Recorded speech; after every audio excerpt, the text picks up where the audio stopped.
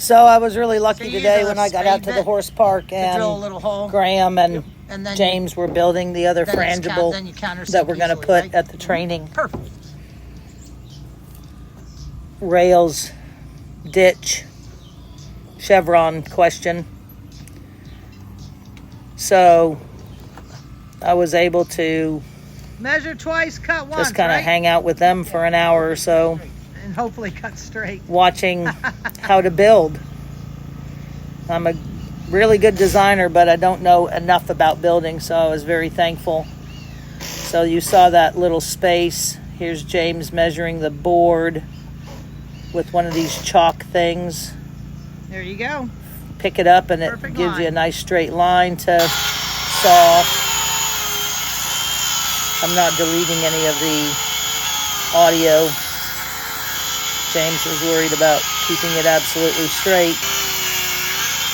And as you will see in a minute, he did a pretty good job. So he takes that piece of wood and fills in the little gap. Love it. Will fit. You will fit. Little knock with a hammer to help things out. Perfect. Awesome.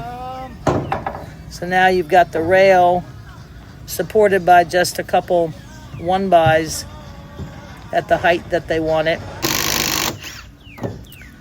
Graham's fastening the ground line on. Countersinking always with a little spade bit, and then the lag screws go right into it and they don't stick out. There we go. Which might obviously hurt the horse. So now we're looking at how level it is, what it measures. We always measure, we always build like a training fence a couple inches lower so that if you set it on unlevel ground, you can level it with a chalk. But if you build it at 3'3" or at exactly 1 meter, you have to set it on exactly level ground. So now we're adding the frangible device, the support for the mim clip. Takes 2 people, fasten in the bottom.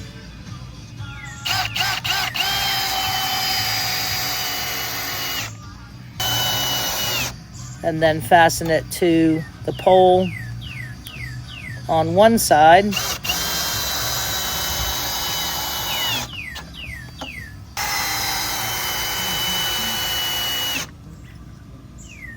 And then what they'll do is drop it down, I think is next. No, Graham's cutting the chocks now that are supports so that when the rail falls, it falls onto a little bit of a support so it doesn't whack against the post that's holding it.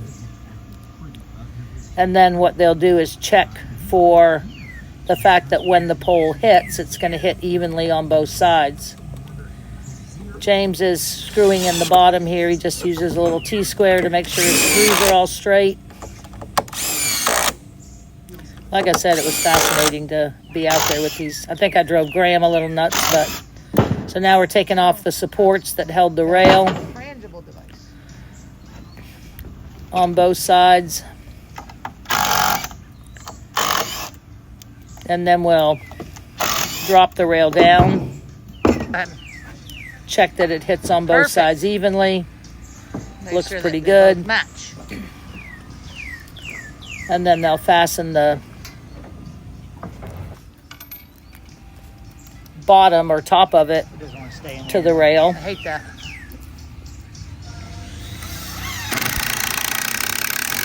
Got to have a lot of battery. I should have done this with Nick. So those little things are cute little that's fine. flag holder spaces Tape measure. so that you can't put the flag right next to the post because the mim clip is there. So Graham builds these little things that are just very decorative and they look really nice. So now we're just screwing in the outside brackets. Graham is fastening the post really tight to the rail with the ratchet strap. Now he's cutting the ground lines. James is still working hard on getting these lag screws in because they don't have a socket that fits. Checking that the lag screws are the right distance apart. He'll fasten in this second part and then check that the MIM clip sits on there. Slightly snug, but you shouldn't have to force it. Don't cut the post. So now this rail was just a nickel long.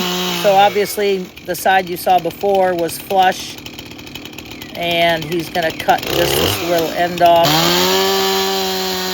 trying not to hit the post. Outstanding job. Then you're able to fasten the MIM clips. There's all the ground line pieces ready to go. Next thing James does is take off the angles, the four corners of the top post, so if the horse runs out hard right or left or hits it, they're not going to get hurt on the sharp edges. And then when he gets that done, oh, here's Graham with his little decorative flag holders that keep the flag away from the MIM clip. Pretty cool. So James has cut the tops off, and now he's taking a grinder to smooth all the edges. I know this is not a 1 minute, but it took a lot longer than 1 minute. Then where he cut the post off, he'll grind down those edges so they're smooth. And then we'll set the ground line blocks in. And they'll drill holes in the tops of those and put brush in them. So those are screwed onto the jump. It's kind of cool. Had a great... And there's the finished product. Good job, Ed.